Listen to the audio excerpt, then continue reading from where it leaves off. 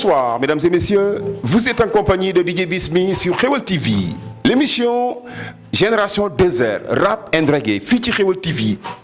Quoi qu'en goûtez, restez scotchés devant votre petit écran. Et mesdames et messieurs, ce soir, j'ai l'honneur et le plaisir de recevoir des artistes rappeurs. L'un des artistes qui vient de loin, il a fait des kilomètres et des kilomètres pour accéder à la région de Thiès, pour accéder à Xeweul TV, pour pouvoir s'exprimer et aussi montrer aux jeunes Sénégalais son savoir-faire. Il s'appelle Gasmas de Gossas.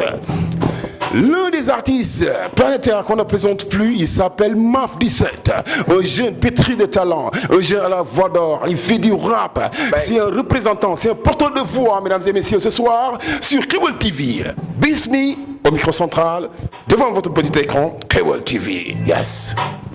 Yeah, Maf my nigga, Gasmas the name, Cooper, aka the Band Brand, check it, yeah. Just Sky, what's up? Hi. Xeweul TV, what's up? Dëgg jàmm ne ma aw siit. Dëgg jàmm ne ma. Ok, microphone check. Fan la war a commencer. Courant la boy. Wax ma fan la war a commencer. Ayca. Te ma defati kow. Rambi dem na ayca. Waxati kow. Boy bi toog ci suuf. Rambi gën na duuf. DJ Bismi. Rambi gën na kawe. Onze bi la Bismi. May tàmbali jàpp dagg tàmbali tàpp dëgg dama tàmbali. Yes, je viens de Goss la boss la gosse sa gas la las nga nas ma tas fa toj na xas ma doon fa as fa xas li tas ci bit bu baas bokku ñu rabin tegin fejjal tegin tejin du bokk tëfin ay DJ Maf what's up yeah right yeah okay. Oh okay yeah okay salaamaaleykum salaamaaleykum maaleykum salaamaaleykum salaamaaleykum maaleykum salaam salaamaaleykum salaamaaleykum dégg sa ñaari gaar salaamaaleykum aca ñu dem ñu changer thème bi daal di impro freestyle ak impro gis naa fi benn micro supporter yi teewuñu kon xam nga li mooy wikulo booy dam ci akuro songu ma xam ni mal fu mooy baro rappeur yi raw ndox mu sedd ndax dañu yomba naan noonu nga toog jarul gedd carrière bee teel a paan fi lépp show amul sedd déglul say waxi maam boo bëggee gudd fan teg ci tedd te koo fi songu daan yaa pa fa too ndax ñii nii maa leen mën aller retour sum la gagné bul porter sax réserve baa ngay def recours maa ñiitu ñi fi jot a jaar musuma nekk bu mal fa aay na ne ko kaar balaa muy demi tour wér gi yaram ci yaram wan ma yar ma jaaram jaar fi gaare taaram tari saaram teg na waaram liggéeykat bi teg na mbaaram man gulit la jox leen ma bal bi damay zongale reewaayu gone agul fa docteur di jongale accident la tudd mawte booy mawti la ñor tabbi wuta nag sa gaay ñu witti la utilu bu ci duggu day maataate buzz la sonal ndax dëkkeel maataate ana buzz bi doo fi bombe théâtre nga gën a jege ka rappeur mbete tan bombe jàpp leen di ray mettiwul plaisir la si man comme jàpp ween di ray dagg leen di ndey saga ci rap tele lay ni rôle sëgg leen di bay coono wunta nen bi laay yamatuma ci rap léegi man damay jàngale ministre noppil projet teew biir assemblée am the best ci yéen la des foog the happiness you are the last lan nga kaas paas yéen ñëpp a naas ay yow Xeweul TV what's up Gasmas the name Cooper okay dafa jot ma daal di fay nag léegi samay boor naa ko def te du ma sàcc gaa par yuuru or sama fuloowa métti teg ci neex ni weeru koor ale ak retour yëpp dem leen di dóor yow damay àgg foog yu képp ku taxaw sama yoon li ngeen manqué lay for def ko ci rap ba jël fi disque d'or perfect men lay duo ni nga man akama wóor benn dëkk ñaari gaar lay soppi ñaari aéroport bibliothèque pour samay coupe rangale toogee ne sa équipe type lay teg defet bu diis ba mel ni conteneur man demul laa noppalu leen ci yàq sama der bricole ngay def moo tax sa dal am ay fil de fer su ay tàkk kon àgg tëggal ma sama bàkk bàkk mbaam ya dàq ngay fàq mandi ni benn simplicité wàllu naas fari ne bëggoo si day mel ni nga ni da ngaa bëgg a jàng te bëggoo jàpp bi li nga fi def bu rëy jarul nga koy rappeler day des bu mës a dañ bu gàtt ak bu gudd la yemale bari góor ci mbaatal pus mu dem pusul mu dem man duma manqué deret ndax xol noon yu may dagatee caatu gaale am baat dañu tëj seen gaat fooy wu ma ay taat ndax dafa am lu ma xaar cop ay nit du ma ci suur dépassé naa seen cour may teg muy gën a cool ngay ko si duul succès bi yàggatul bal ma defati kow réew acca war la fas dëgg kaay bal ma làbbali imprëw gas dafa yàgg réew job lii dama mën ko ba yokkal bit bi gas bit la gis nga fit bi dafa rëy ponkal gis nga fonkal dama góore jàpp yat bi mag ak moom xam nga tey damay dóore maa ngi cees kaay rab la may sa baay jàpp duuma kay may ko efis duuma kay ba jàpp leen di wan yoon gas bit la fis du ñoom mu ngi yokk wàññi volume gas bit la doo mim yor na benn kaye gas bit la ok ne xayam dafa romb lee kaye gis nga ram bi day taxale damay gën di def vis di yeesa jaay yi waara waat yee ay what's up ok oh yeah Malfu 17 one nigga waay MALF Malf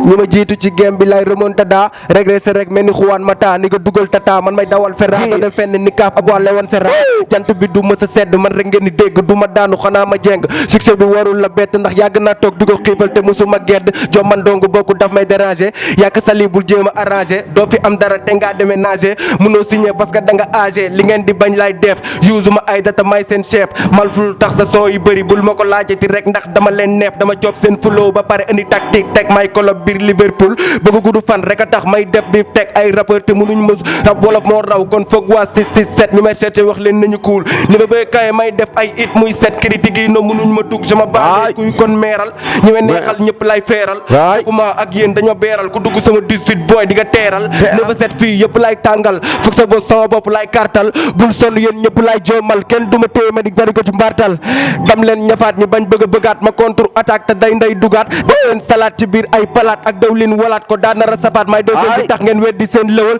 ñëw leen woyaan ma comme ay géwal kenn du ma fësal te maa koy pëndal per jégal ma rek mais sa doom du ma sëyal mën nga war àdduna wërngal këpp mais doo ma sa retrouver booy sama type ku ma mën fii bis boo ko gisee gis xalif bu retourné dem soli jib da nga bëgg a gis kon xipil nga xool budul waxi gis bul ma essayé kool dégagé wu naa pour ñiy jéem a góol maa nekk ci kaw du ma def luy cool ana ñi ma doon laajte maa ngi nii ana ñi ma doon xeeb ñoo bëgg fiit ana ñi ma doon fii ndax fii turning tey ñooy wër sama nëm le fils de pute ana gel yi ma denc ci mbedd mi ñoom ñëpp dañu bëgg a dellu si damal wax leen Malfu 17 day job doxul sax si ay waay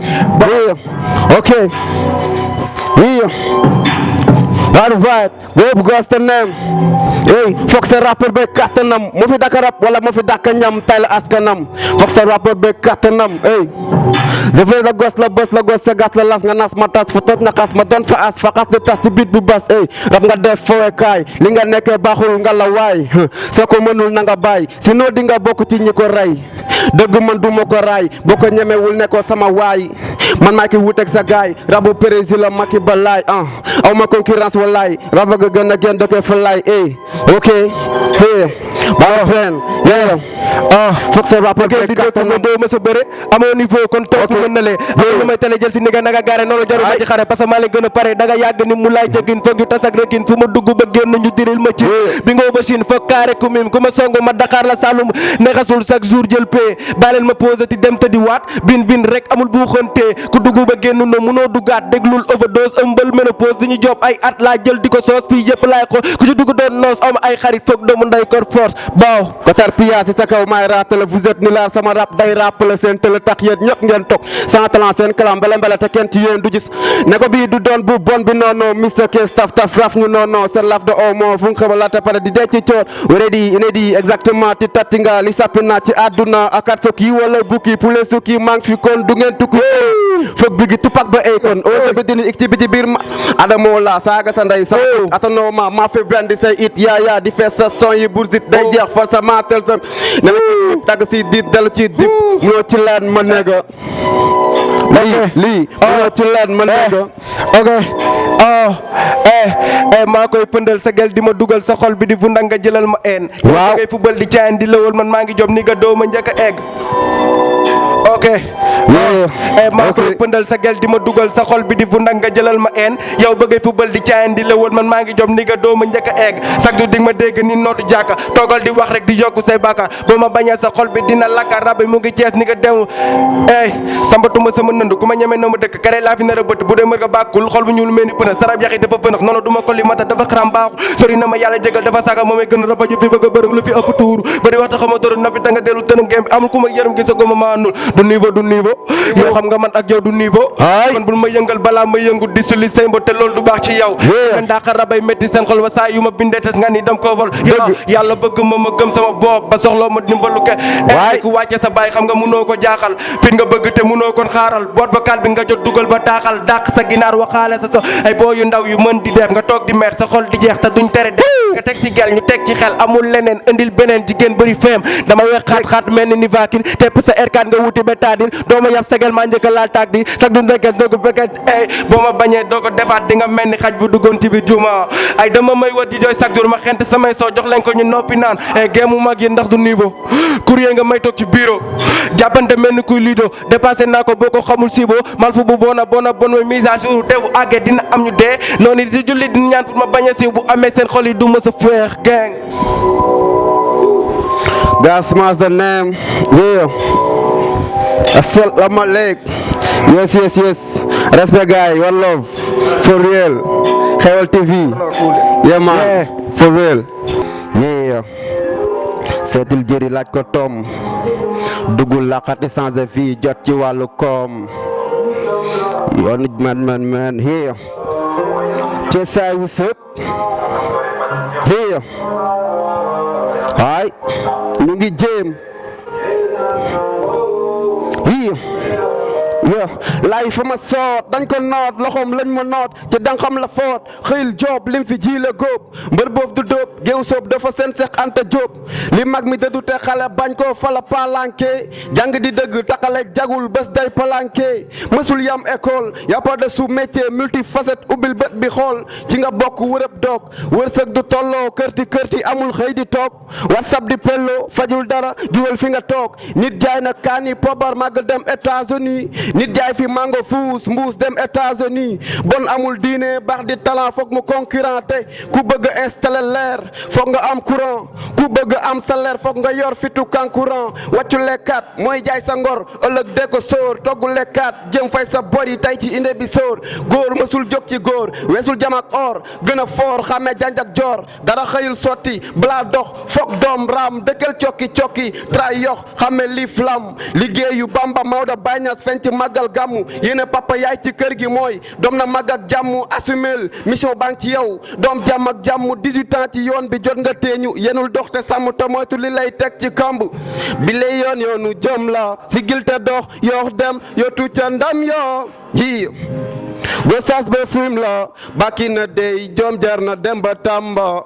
work every day jàng sàmm napp ak béy never xaddi jobe tax nga teddi takkal sa tubéy rap ne Gaston théâtre na Seexu Gey we on the way li ñu wër ñun de mooy liggéey da nga signé ak yàlla tax nga wàcci am nga contrat li la jàpp du neen sëgg ci brand fexeel understand gaynde ci àll nga bëril pax def ni Komra li la topp ci en ñi sa neem la ñuy bañ ci game démbu de jàll na suba jot doon sa combat again fly ni plane wala diñ ci génn famille baax nga dëkk def lu bon dalay jomba bul toog sa ngéem sigil teen waroo lang na geen ngor du lu yomba naa ni beer toxi yamba taxul nga takki nomba wëxaat ca njokleen mooy tul ne lëz jomay tax nga bokk ci diwaan ji mooy tul ma bës lambaatul génn ci paparazzi kawteef ci rim weex ci nim nangul di leen tiim xol bu clean jom am na prime back to the dream delloo lépp yaakarim njiglaaya am solo gendey buru àll pourtant mënul yéeg ba yem golo rang jarul tàncaloo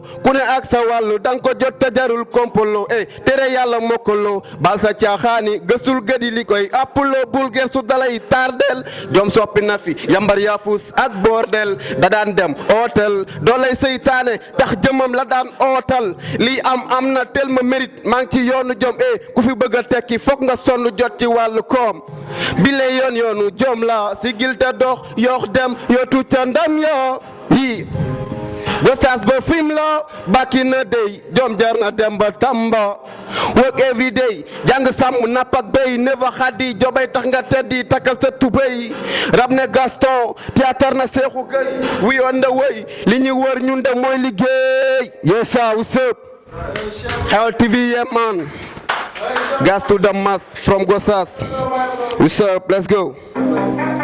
here Baxu Mam ay Gas Mask Kopo Gos kese ne ko here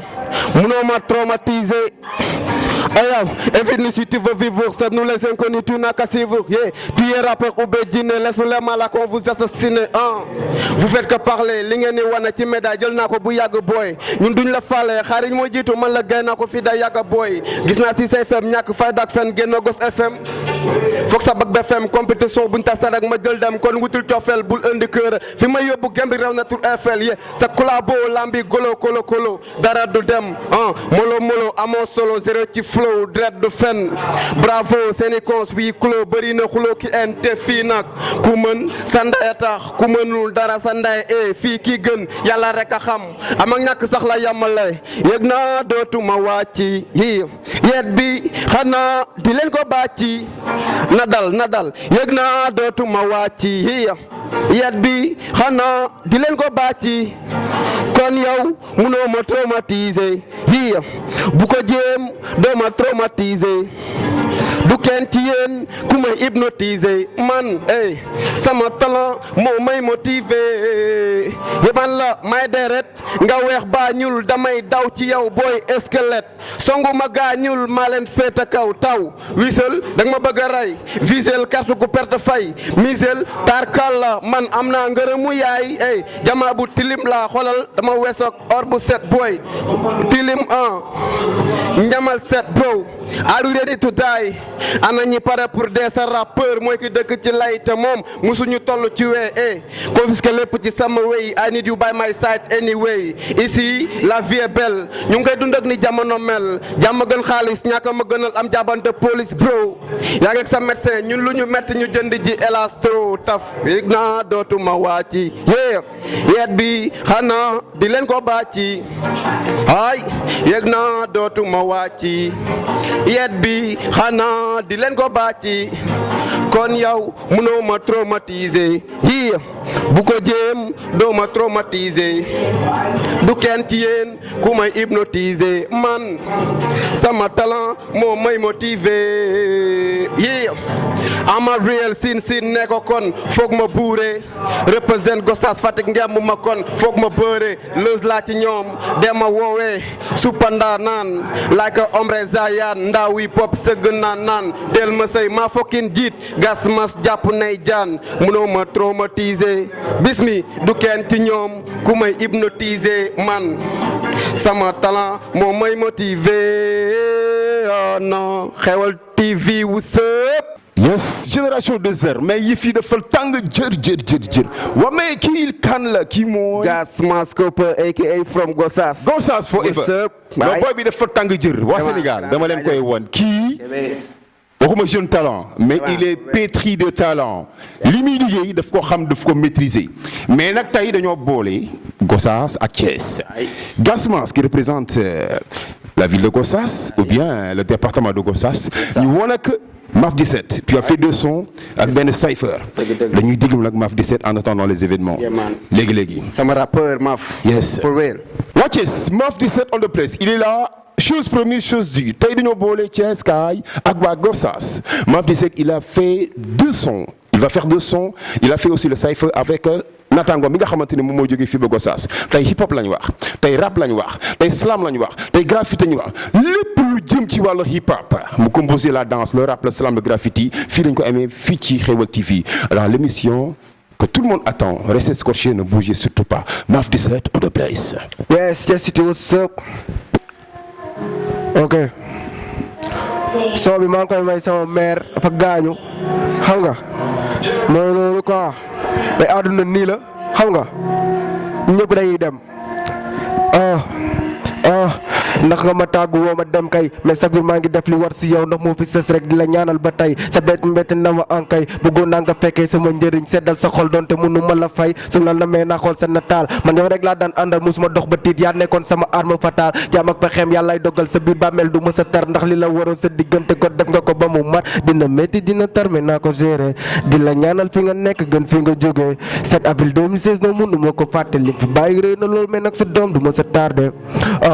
sa doom du ma sa tardé li nga fi bàyyi rëy na mais sa doom du ma sa tardé naa fi nekk ñëpp di coow bu neexee yàlla repose en paix li nga def ci man billaay wallaay mérité wul échoué da nga bàyyi nga di dof bi di ci man yaay bu yaa nekk lu gën sori ni nga ci man lu ne nga def ay sacrifice yu métti pour man moo tax du ma def lu dul ñaanal la arjana da nga bàyyi nga di dofa vidi ci man yaay boo yaa nekk lu gën sori ni nga ci man lu ne nga def ay sacrifice yu métti pour man moo tax du ma def lu dul ñaanal la arjana. Rest in peace mama, rest in peace, rest in peace mama, rest in peace, rest in peace yaay booy rest in peace, rest in peace mënul xippee Firdawsi bu ma mënoon jotaat si yow kon damay nekk jaam nam naa trop H24 yaa di dox ci say waaw gisatuma la mais xam naa yaa ngi ñuy sànni ñaan pour yàlla di ñu aar yaakaar naa ni duñ mës a des gannaaw amoon nga diine musuma gis nga rate wax du julli xëy da nga war a uti yàlla bu soxlaa ñëppay ñàkk te lu gën rek lay def kon dem bi yàlla dàkk ma tàkk ci samay projet dinaa la bégal fi nga tëdd di nga gën a tàlli dama gëdoroon boobu mais jundu nga ma yaay ba tàyyi nan nga ma wax sa jur bés na ñëw naa la fi bàyyi mais gëmu ma ko woon ndax dama yoroon xelu bëy bi ne xaayu yaay balaa nga koy xam rek mu daal di sori dem bi def ma métti meer yëpp bëgg doo moo sa doom ji am naa san ñaane ak bu paa bi kon fa jaar ma tekki mawti may ma tuuti ma fecc li nii nga doog ma jël si da nga bàyyi nga di dof bi di ci man yaay bu yaa nekk lu gën sori ni nga ci man lu ne nga def ay sacrifice yu métti pour man moo tax du ma def lu dul ñaanal la arjana da nga bàyyi nga di dof bi di ci man yaay bu yaa nekk lu gën sori ni nga ci man lu ne nga def ay sacrifice yu métti pour man moo tax du ma def lu dul ñaanal la arjana. Rest in peace mama, rest in peace, rest in peace mama, rest in peace, rest in peace yaay booy rest in peace, rest in peace yàlla nga xippee Firdawsi rest in peace mama.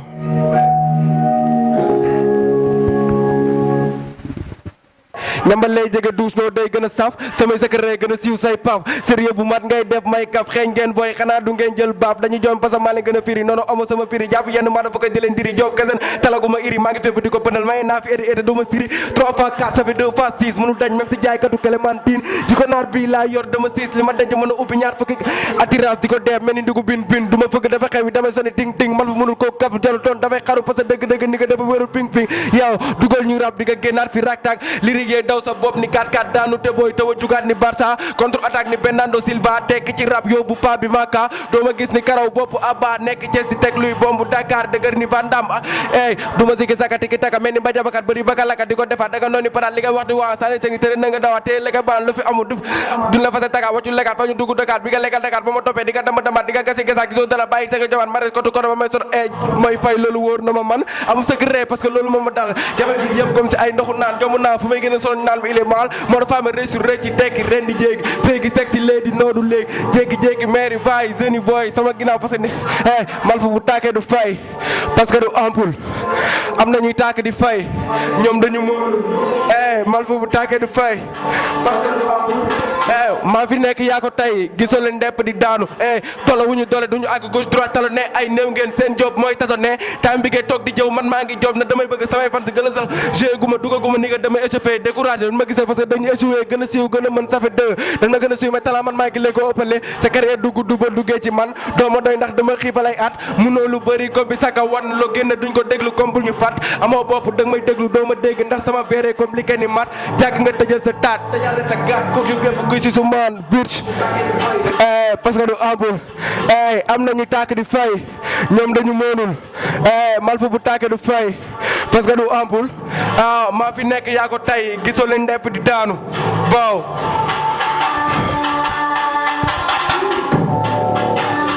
cool na yes qu'est-ce que tu veux. Ça c'est du lourd diggante Maf 17 ak Gasmas de Gossas. C'est à vous de juger, vous les téléspectateurs qui nous suivez ici même à Xeweul TV dans l'émission appelée Génération Désert. Nous sommes très heureux de vous accueillir comme je l'ai si bien annoncé tout à l'heure lors de l'ouverture de l'émission. Tey dañu am mbégte ak contentement dalal ces deux artistes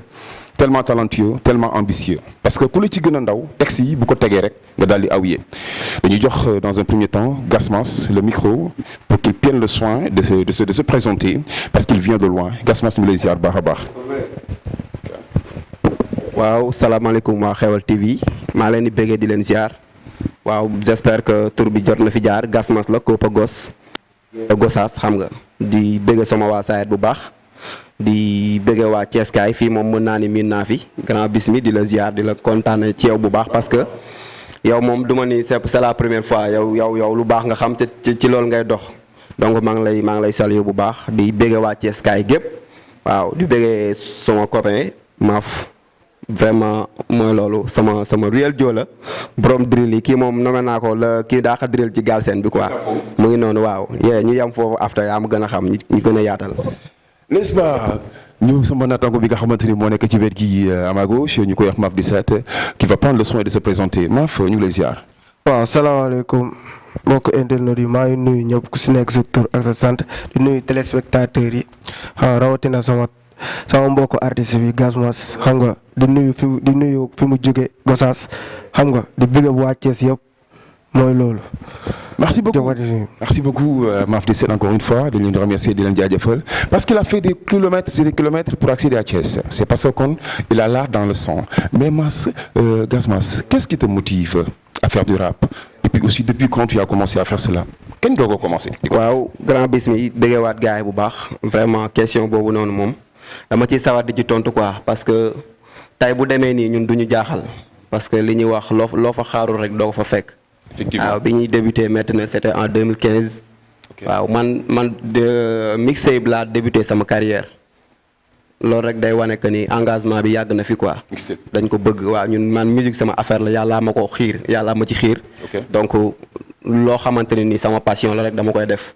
donc 2015 lañ débuté di def musique.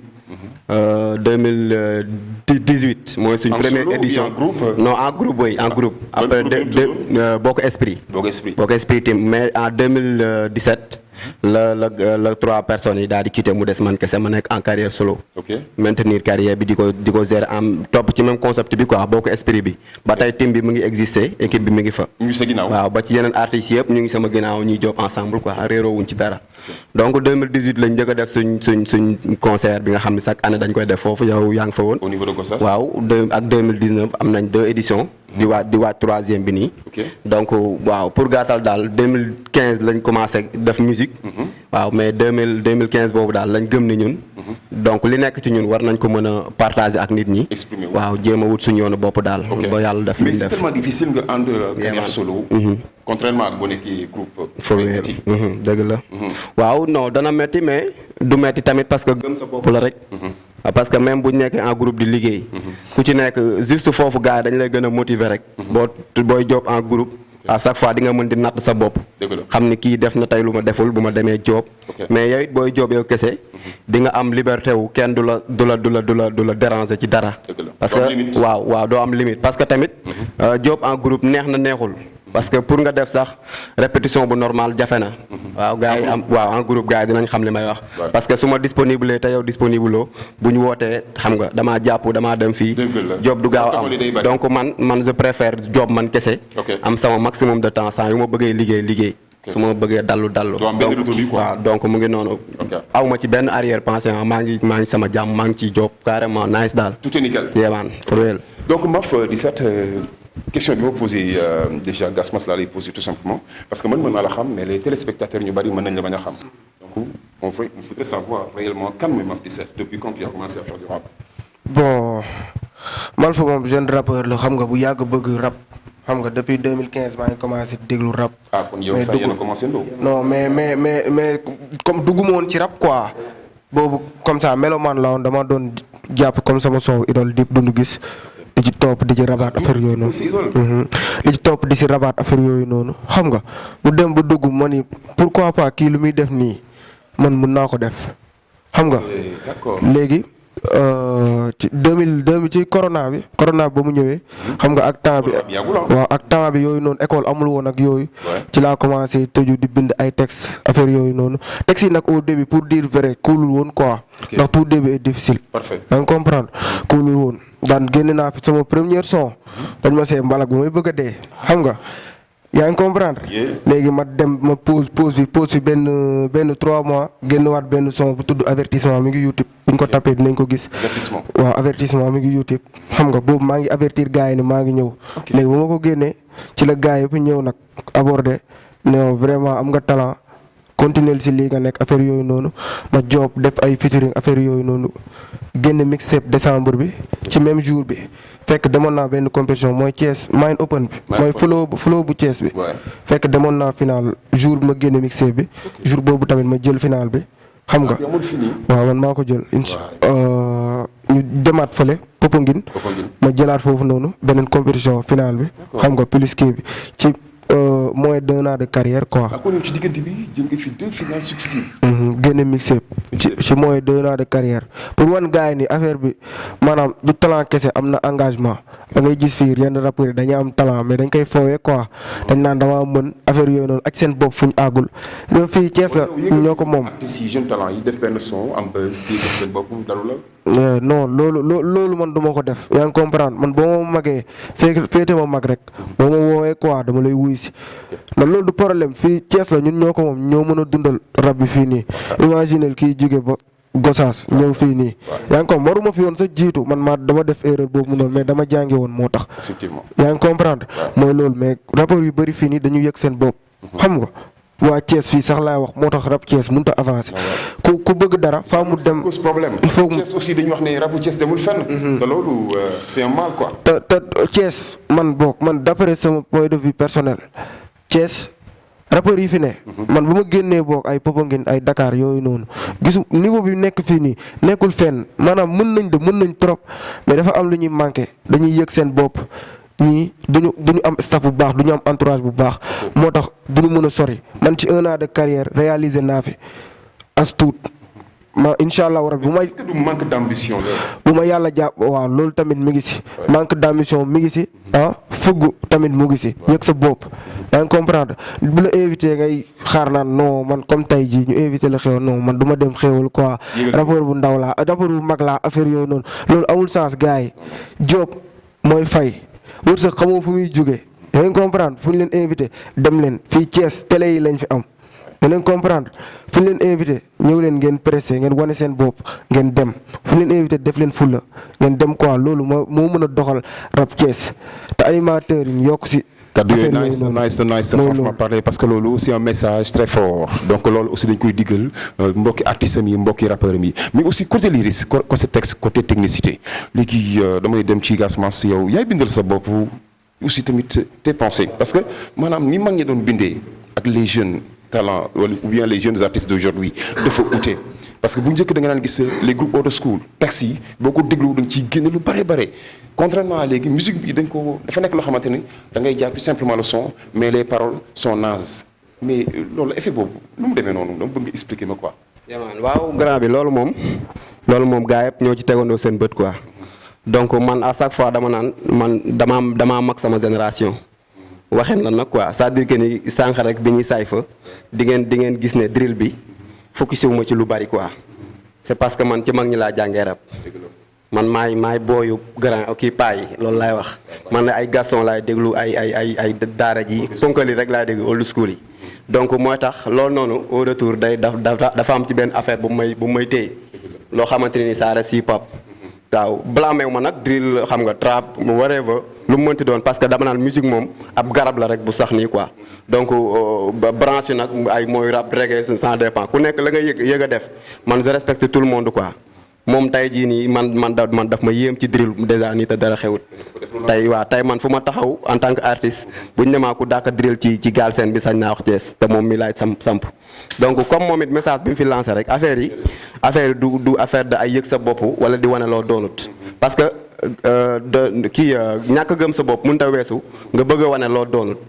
xam nga tey da ngay gis artistes yoo xam dañuy foog ni dañoo mën lépp te loolu c'est impossible mënul ne kenn matul donc ku nekk day am looy gën a mën man tey classique fii ba 2045 du ma ci daw ñuy teg vidéo du school yi di def ay boom bap ça dépend de vous yooyu dañ koy dund anyway quoi mais tey bu demee ci yeneen niveau rek tey dina feeñ ci man quoi te pourtant du tële mais dafa am loo xamante ni day nekk ci yow au début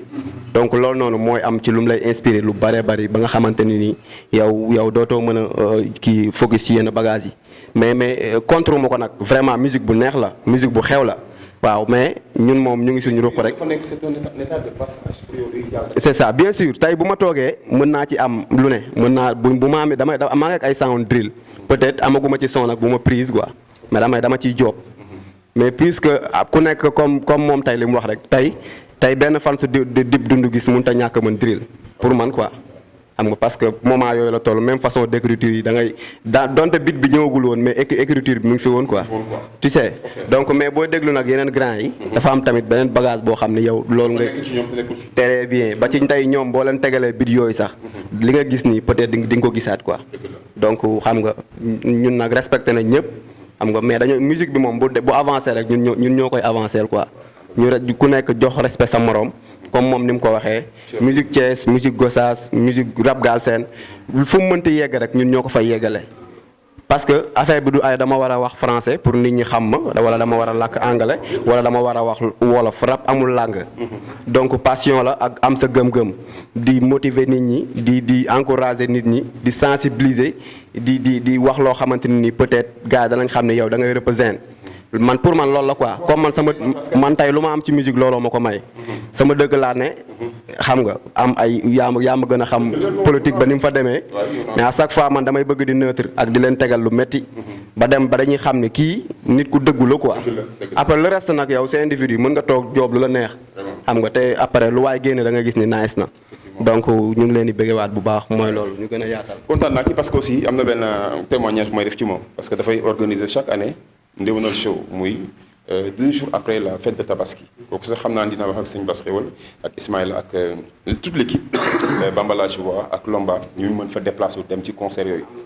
parce que maire bi laata muy falu moom dafa doon jàppale mais actuellement nee naa la maire bi moom rek la gëm mooy maire bi nekk au niveau de Gossas ak bépp organisation bu ñuy def manifestation bu mag bu am foofu diggante Gossas ak Kaolack moom bu bokk ci les number one dina bokk ci aussi les ñi nga xamante ni ñoom lañ teg ci kaw kon donc dañ lay defal chapeau mais MAF 17 aussi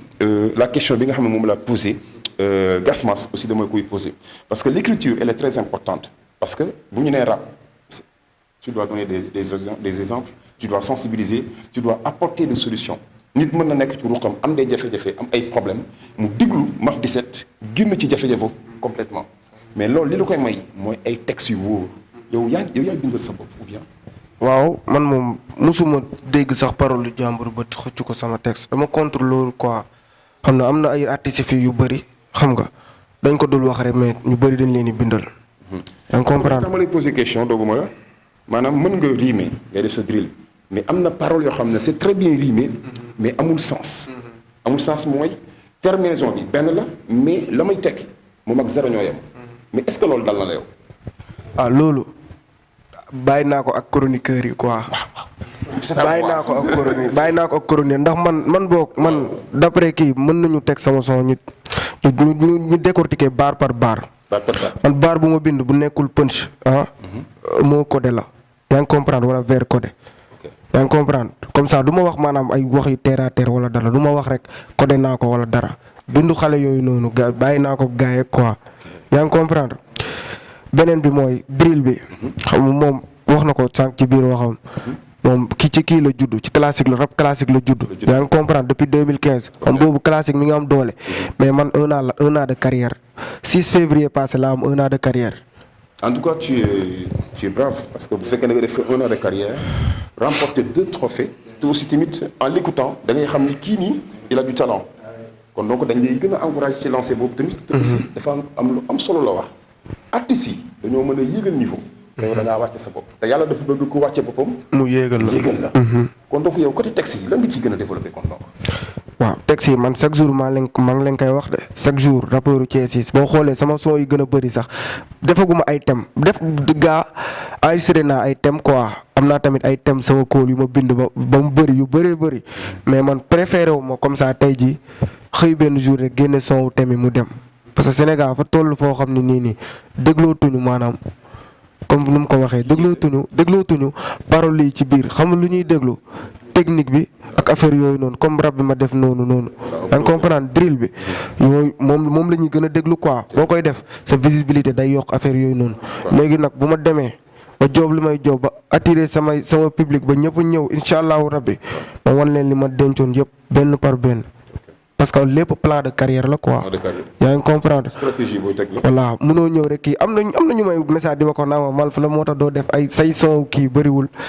say son thème bëriwul affaire yooyu noonu. man leen son yi thème yi ñi ngi fi à gogo su ma demoon follow tey ngay xam ni bëri naa son thème. yaa ngi comprendre mais dara dama ko denc. am lu may xaar quoi. am lu may xaar voilà le meilleur reste à venir. donc wax projet yi lan mooy sa projet d'avenir tu as l'intention d'organiser des manifestations de grandes manifestations soit après Tabaski. waaw bëgg nañ jël kii nu mu tuddati sax Sams Prestige lendemain Tabaski incha allah. Sams Prestige mais c'est pas encore confirmé quoi. ok bon. après loolu. waaw concert lay doon am entrée affaire yooyu noonu am ay prévente xam nga après.